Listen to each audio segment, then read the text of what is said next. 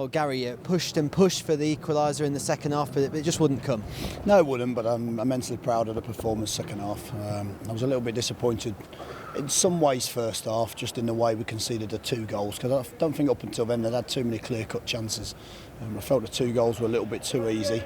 And then we responded really well with a goal just before half-time, which I felt changed the game massively and gave us a little bit of momentum and belief in second half.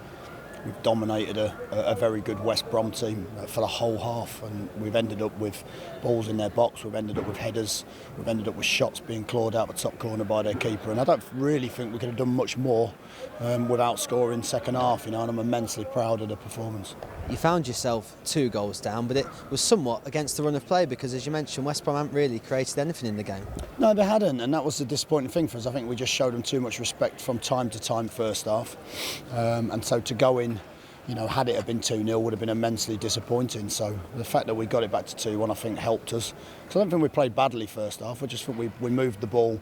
I think West Brom wanted us to have the ball, which was unusual for a Premier League team, but they're very, very, very good at it with their defensive shape, and actually did to us what we want to do to a lot of teams. And we moved the ball a little bit too slowly first half, and when we did create some width, we caused them problems. I think Cox early on got a Lescott, Lloydie early or later on in the half with a goal, and then with a chance later on.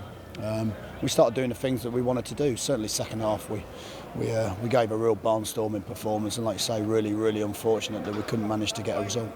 You managed to take the momentum of the late first half goal into the second. It just seemed that you were lacking the drop here or there in the box. The ball wouldn't drop down, which you probably need against the Premier League. Yeah, well, it didn't. I think Ziggy felt as though someone had maybe handballed one off one of his headers. I think with a big cross to the back post.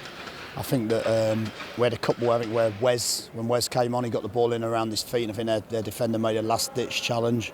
But sometimes in a game like that, you can't do a lot more than pin back a Premier League side and have all the chances and all the play and all of the game second half and all the possession. But we certainly did. Well, you could see the packed St Andrews reaction to it. Despite the result, they were more than proud of the players today. Yeah, I think they were. I think it was important that we gave the fans something to be proud of, and I think certainly the performance for the majority of the game certainly did that. The atmosphere was electric, and that was my biggest thing today, not letting the fans down, which sounds a little bit ironic because, the fact that we've done so well, they've turned up in their numbers, but I think we gave them a little bit of something back, and I think most of the fans will go away being really, really pleased with the performance.